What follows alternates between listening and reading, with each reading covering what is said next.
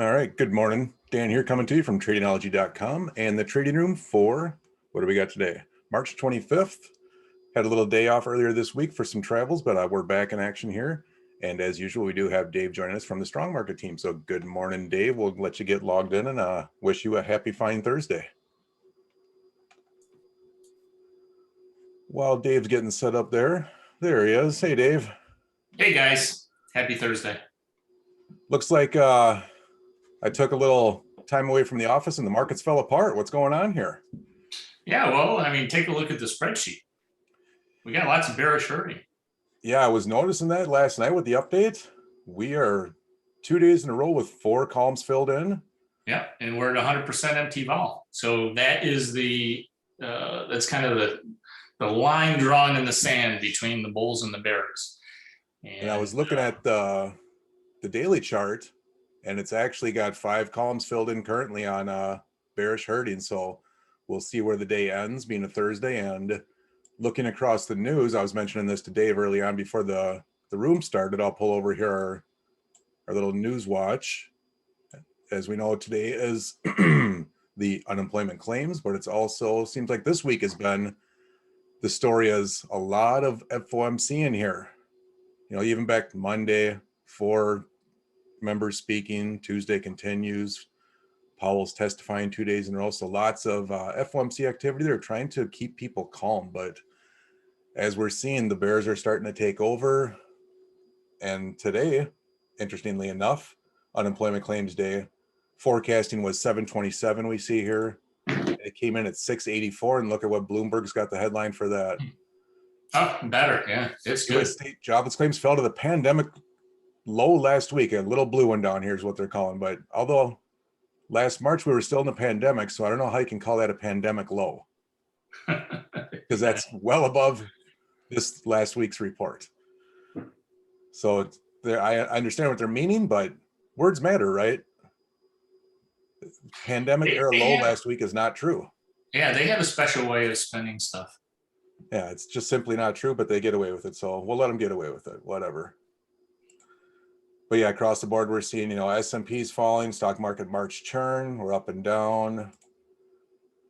CNN's talking about another wave coming out. Everyone's kind of jabbing at the current president with, he hasn't had a press conference yet, a formal one, and he's going to have to answer hard questions. So I don't know exactly which day it's settled for or scheduled for, but we'll look for that and see if he's got anything interesting coming out. We saw Bloomberg, and of course, Fox News is beating them up because that's what they do. It's each side plays with their one. So I just try to look across the board, see if there's anything major happening. But looking forward on the week, tomorrow we still have. So we'll see if they come up with any new FOMC meetings tomorrow. There's none in the books right now, but we'll see if they schedule any fresh ones.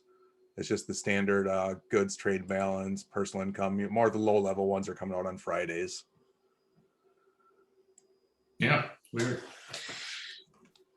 So yeah, I don't know. The market has just been really weak over the last couple of weeks. We've been talking for, gosh, I mean, we were anticipating some sort of a pullback as far back, to be honest, like last September, right? Because of all the political tensions. That never happened. Now we get political certainty. And but we've had a speculative bubble in the first couple months of the year, January, February. Massive inflows of new money from individual investors, retail traders. We've had incredible new investment from overseas investors, foreign investors coming into the market. And then, of course, everything falls apart. So I don't know. I mean, we're not really that far off the highs. It's kind of hard to tell exactly, if this is the beginning of a bear market. But with the spreadsheet the way it is, this is the first bearish herding that we have seen filling out well-formed since March of last year. So, we'll see.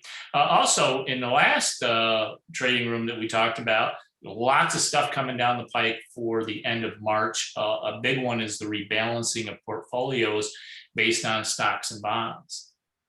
Most people are heavily weighted towards stocks, and they don't have very much bond in their portfolio. And if investment advisors stick to the game plan, which is 60-40, 60% stocks and 40% bonds, they're going to have a lot of rebalancing to do, which means they got to take stocks out of a portfolio and replace it with bonds, which probably will put a cap on interest rates. And we've seen interest rates in the 10-year starting to come down. It was over 1.7%. Now it's 1.6. But at the same time, we've seen the dollar continue to rise. The dollar was up 1/4% yesterday. It's up another almost 1/4% today. Dollar continues to rise.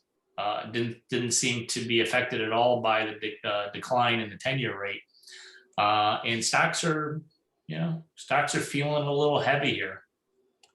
Yeah, I was mentioning that chart. I was going to pull it up here, so I'm glad you brought that up. Is looking at the Dixie at the top here, which relates to the UUP at the bottom. We're seeing we're almost hitting 25 here on UUP.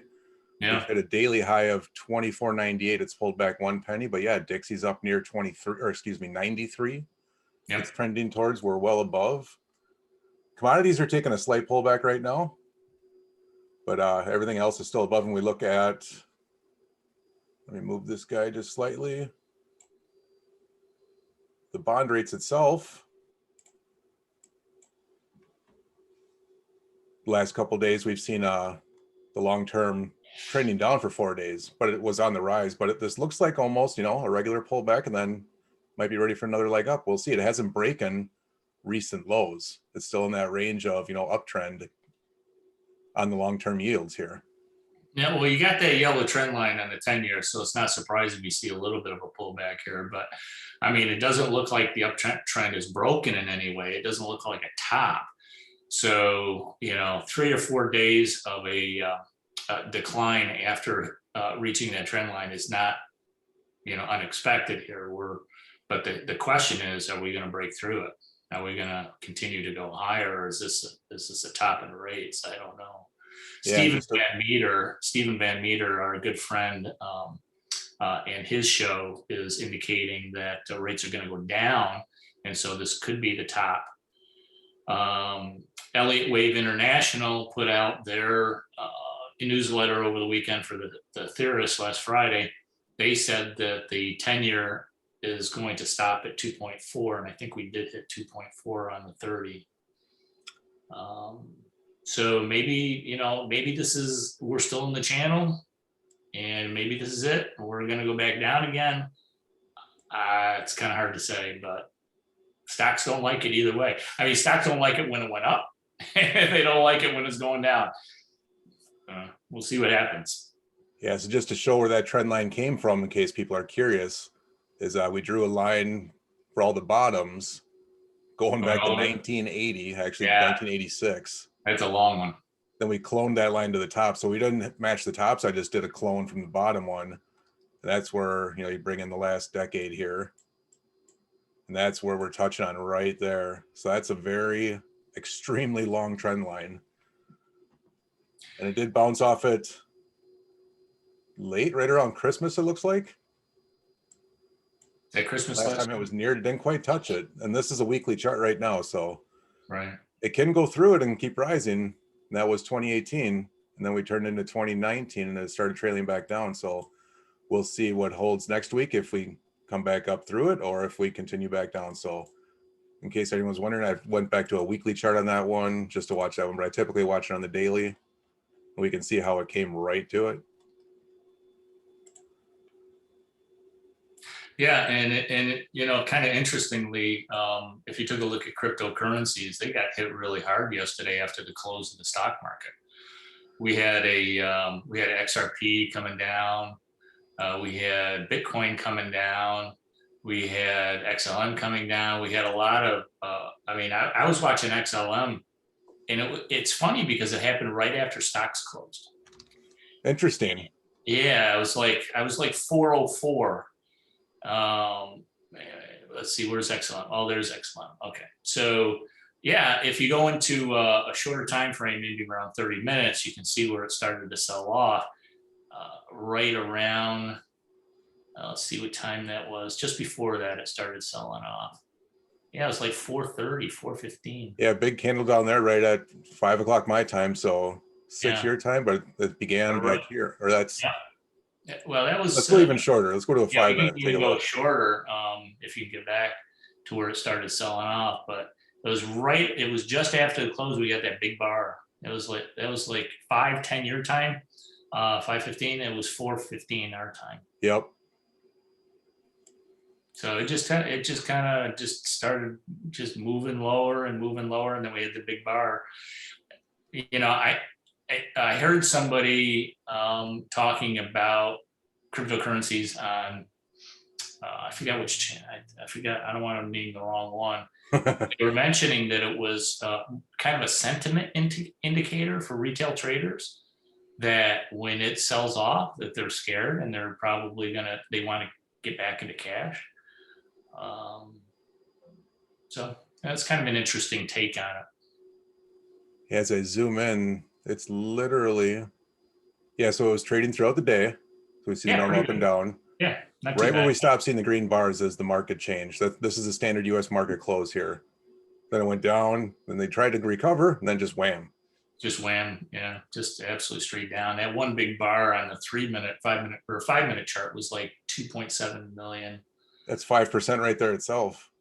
Yeah, yeah. If we take that from where it started, so right after the close, it dropped over 10%.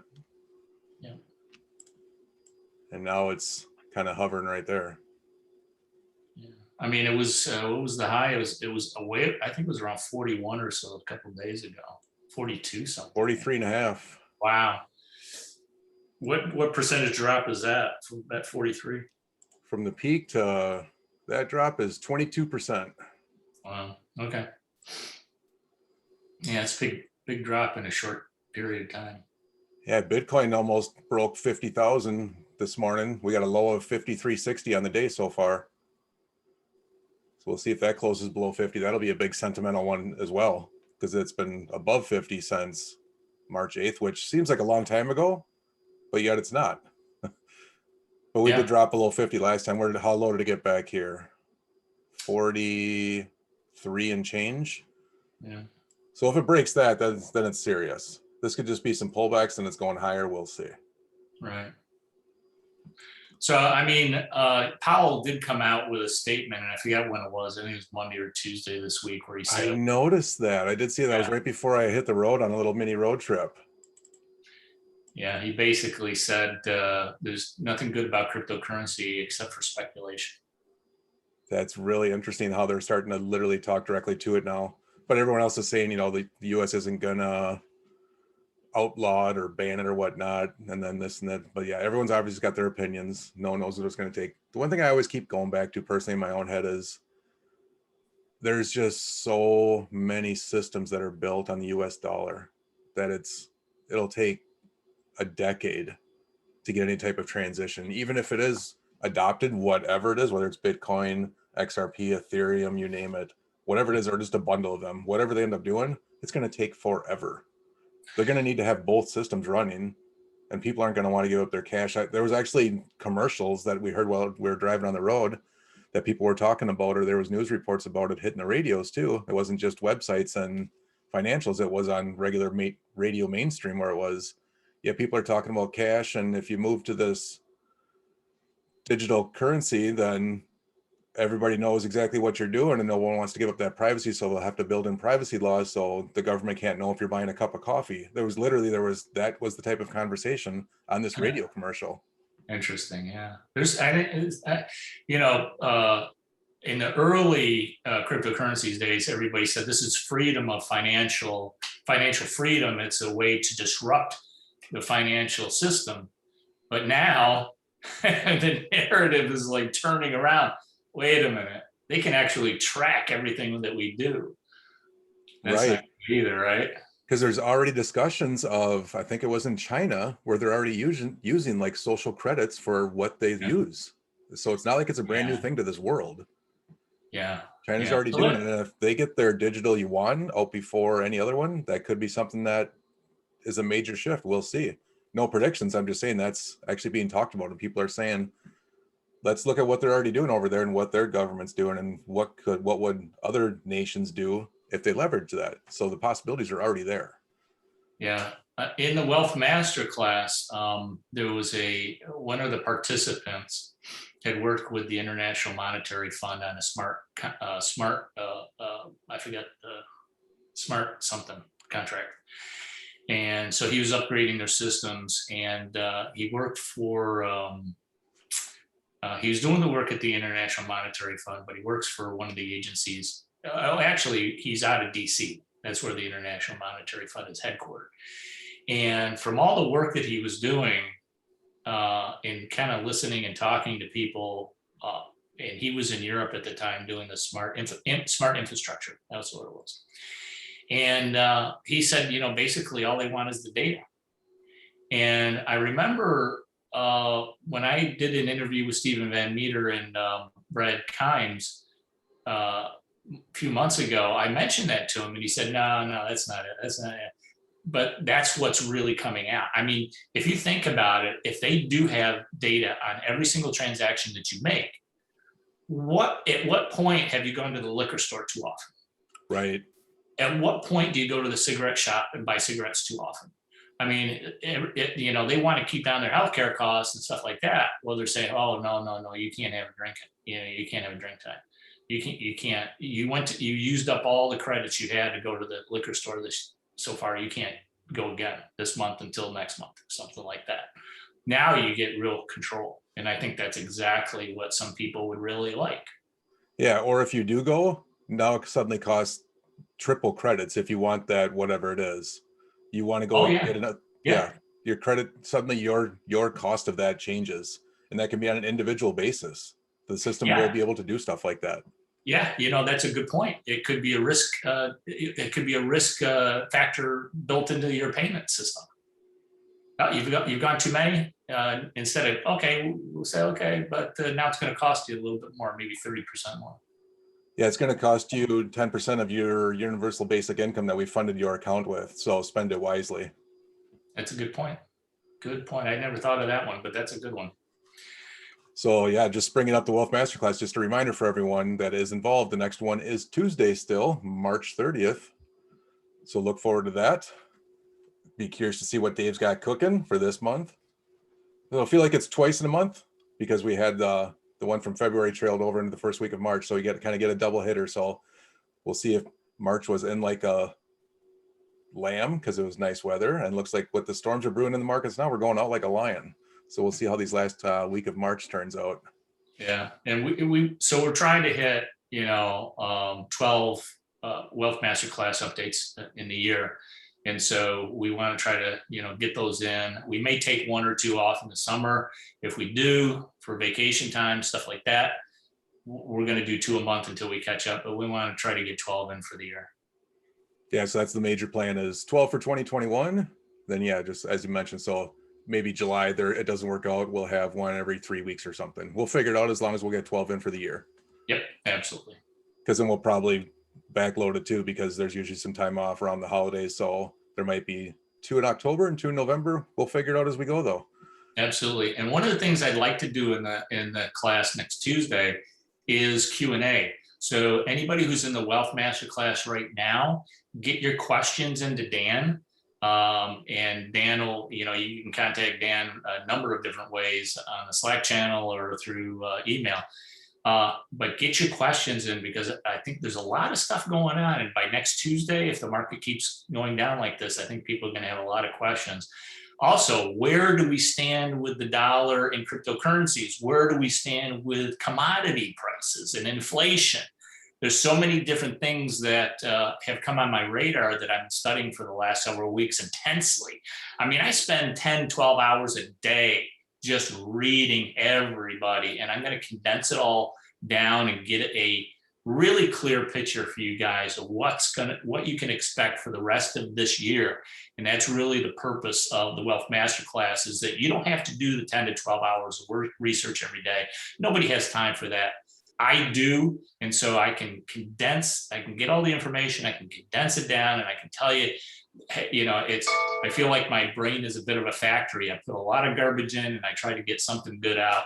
I put a lot of input, and the most salient points and the most important points come out the other side. And that's what you guys get. You get the the meat of the what's going on and what's happening with inflation and dollar and stocks and commodities and what's next in crypto and that kind of stuff. So if you haven't signed up yet for the Wealth Masterclass, this is probably a good time to do it, because we're entering, I think, some really critical periods of the year. This March, and then the summer, and then the fall especially. I think the fall is going to be critical. Everybody really needs to kind of hear what I have to say on Tuesday. So if you're not in yet, contact Dan. Dan can put a link in the description below to the Wealth Masterclass. But this is a good time to get in. If you've hesitated, if you thought about getting in before, this is the time to get in. And a good point to make too is you don't have to jump in both feet if you're not in the Wealth Masterclass yet. You can start with just the monthly updates and then upgrade to the full program later. So both are options for you. If you're looking for, the dip your toe in the water before you start, you can do it monthly just to get into the monthly meetings. And then if you want the full course where Dave covers 3-4 days of all the information that he's done over the years, you can always upgrade to that after the fact. So yeah, hit us up at support@tradingology.com. I'll hook you up. Any current wealth members that are not in the Slack channel yet, definitely get in there, because we're using that for notifications for upcoming meetings and anything major that happens. So look for that next Tuesday, and that'll be in the afternoon after the trading room in the morning. So next Tuesday will be a double day for us. Yeah, absolutely. And not to, just to give you some background about myself, I was, I was an entrepreneur since I was 14 years old. I created my first business at 14. I put an ad in the local paper saying odd jobs done, and I go out to people's. I had my own crew. There was a couple of jobs I couldn't do by myself, so I got I recruited my friends to do it. Started another business, my first publishing business at 18 years old. I started another company at 21, sold that, and then went into public service for about 22 years. I was the CEO of 2 nonprofit community development organizations. I was the Deputy Commissioner of Urban and Economic Development for the city that I lived in, and worked close with state and federal governments on developing projects, especially inner city housing projects and commercial development in our community. And then I left that to start my own business. And since I started my own business, I made millions of dollars online. Almost all of it was made online. And a lot of what I talk about in the Wealth Masterclass is how I made that money, and especially how I treat investing, especially when it comes to beating up stocks, one indicator I use to tell when stocks are oversold and overbought that has never failed. So if you guys are interested, if that interests you at all, now's a good time to join. Yeah, there's a wealth of knowledge and a wealth of knowledge transfer. So we appreciate you doing that, Dave. I absolutely do. So thank you for giving back to the community and just providing all this for us traders and investors out there to make better decisions going forward. I know it's helped me drastically in my life. I appreciate you, and I appreciate everybody that is in the membership area, because without them, life would be pretty lonely, and and I like company. So we'll keep you busy. I'll try not to take too many more days off, but we had the last minute drop of the head. I had to pull the trigger on a new vehicle, so we had a little short road trip on Tuesday. So, but we're back in the office. Hey, you deserve a day off here or there. Absolutely. So with that, we'll probably come to a wrap. I don't know if there's anything major that's happened since then. See, there is a downturn on the daily charts here. We're still at, look at that. We just filled out. So all 6 columns on bearish herding right now are filled out on the New York Stock Exchange.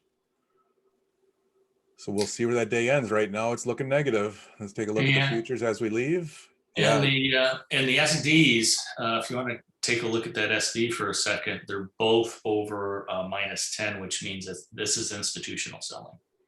Yeah, -17 on the strength, -15, 13, 12. We see it hovering there on the supply demand. Yeah, and look at tech. Yeah. NASDAQ's also in the teens.